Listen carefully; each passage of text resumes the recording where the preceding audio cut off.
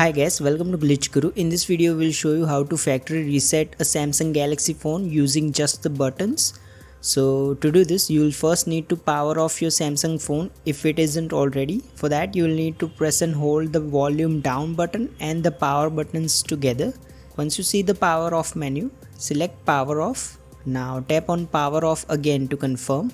Now wait for your phone to shut down completely.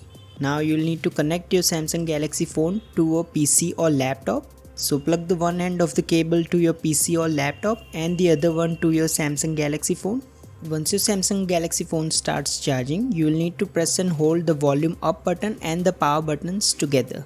Press and hold these two buttons until you see the recovery menu. In the recovery menu, you will need to use the volume down button to go to this wipe data and factory reset option. Once you are here, press the power button to select it. Now in this menu, press the volume down button again to go to this factory data reset option and press the power button to select it. Now wait for your Samsung Galaxy phone to reboot and reset. You can now unplug the device from your PC or laptop